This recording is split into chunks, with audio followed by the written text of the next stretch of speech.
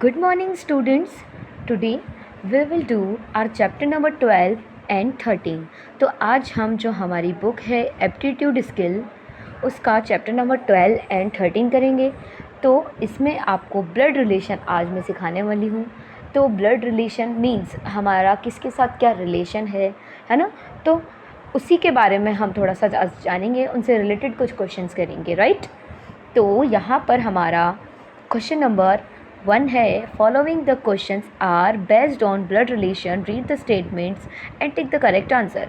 आपको यहाँ पर इनके जो स्टेटमेंट्स है इनको अच्छे से रीड करना है, समझना है ना। फिर उसके बाद में अच्छे से समझकर आंसर देना है। ओके, तो स्टार्ट करते हैं। First question, A is mother of B and C, D is a husband of C. तो आपको एक एक लाइन यहाँ समझनी होगी, राइट। तो सबसे पहली लाइन है, A is mother of B and सी।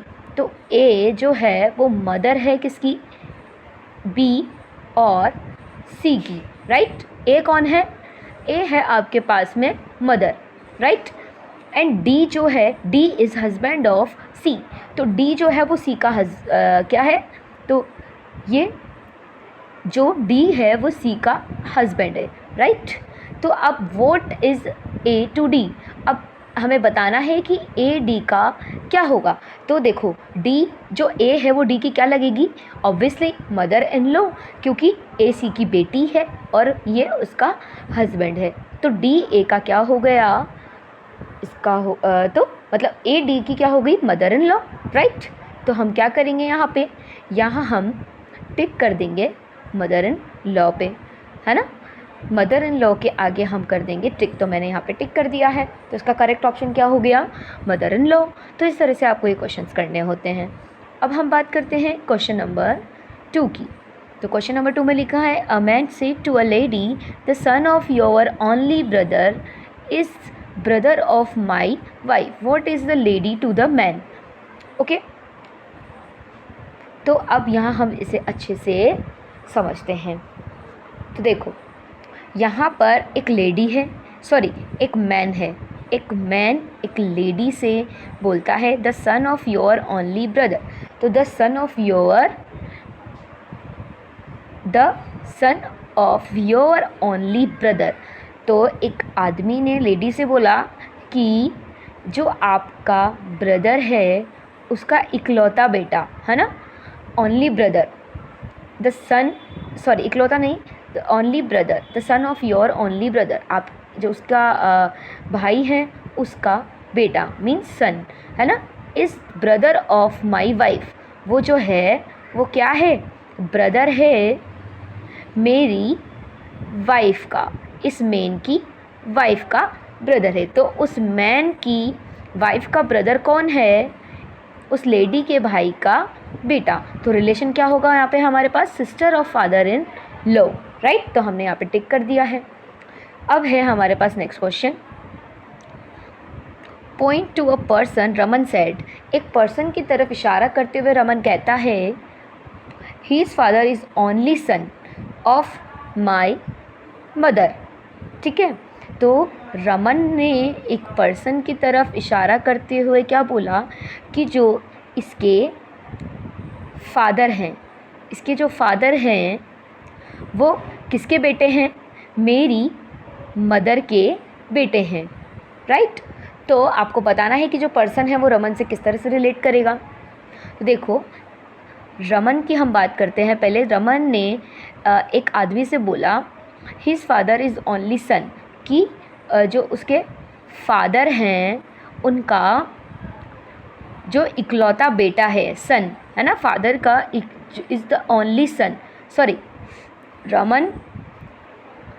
रमन ने इशारा करते हुए बोला his father is the only son of my mother, his father is the only son of my mother. तो फादर जो हैं वो किसके बेटे हैं, रमन की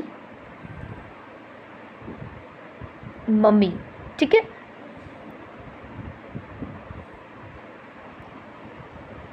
तो देखिए यहाँ पर जो रमन की मम्मी है ना, रमन की मम्मी के इकलौते बेटे का बेटा यहाँ पर हमारे पास में निकल के आता है, ठीक है। तो इसका मतलब क्या होगा, जब उसकी मम्मी का ओनली सन, क्या लिखा है ओनली सन, और उसने बोला है, रमन ने क्या बोला है कि my mother, only son of my mother. तो देखो उसकी मम्मी का इकलौता बेटा हुआ वो, तो उसकी मम्मी का इकलौता बेटा कौन होगा, रमन। इट मीन्स जो ये जिस इंसान की वो बात कर रहे हैं वो कौन है, उसका बेटा है, राइट। तो इस तरह से आपको यहाँ पर ये कुछ क्वेश्चंस हैं वो आपको सॉल्व करने हैं, ओके। अब हम बात करते हैं चैप्टर नंबर 13 की, पेपर फोल्डिंग। यहाँ पर हमें कुछ पेपर फोल्डिंग वाले क्वेश्चन है, इन्हें सॉल्व करना है। देखिए क्या लिखा है, the following figures are drawn on a transparent sheet of paper which is folded among the dotted line. How it resembles with one of given 4 options. Circle the correct answer. Right? तो देखो यहाँ पर आपको क्या करना है, यहाँ पे जो डायग्राम गिवन है, ये डायग्राम आपको नज़र आ रहा होगा, इसमें एक सर्किल और एक ट्रायंगल है और यहाँ एक ट्रायंगल और एक सर्किल है। तो अगर हम इस पेपर को फोल्ड करते हैं देन आपको ये इमेज किस तरह से मिलेगी, देखो इस सर्किल के ऊपर आ जाएगा ये ट्रायंगल एंड इस ट्रायंगल के ऊपर आ जाएगा ये सर्किल, राइट। तो ऐसा डायग्राम आपको कहाँ नज़र आ रहा है, हमें नज़र आ रहा है ऑप्शन ए में, राइट। तो मैंने ऑप्शन ए को टिक कर दिया है, ओके। इसी तरह क्वेश्चन भी 2 में करना है। देखो यहाँ पर अब इस पेपर को जब आप फोल्ड करेंगे, है ना, तो ये कैसा डायग्राम नज़र आएगा, इस पेपर को हम अब ऐसे फोल्ड करेंगे, राइट। तो यहाँ पे आपको एक डॉट मिलेगा, देन यहाँ दूसरा डॉट, यहाँ तीसरा डॉट एंड और जो इसका ये वाला डॉट है ये आ जाएगा आपका इसी वाले डॉट पे, देन आपका ये वाला डायग्राम आपको मिलेगा। तो ऐसा डायग्राम आपको ऑप्शन सी में नज़र आ रहा है, राइट। अब देखो ये है हमारा क्वेश्चन नंबर 3, इसमें आपको ये डायग्राम और ये डायग्राम गिवन है, तो इसे हम इस तरह से अगर फोल्ड करते हैं तो देखो आपको डायग्राम मिलेगा बी वाला, राइट। तो आपको क्या करना है, बस इसे टिक लगा देना है, ओके बच्चों। तो इस तरह से आपको ये एक्सरसाइज कंप्लीट करनी है, बाकी के क्वेश्चंस आपको खुद से करने हैं।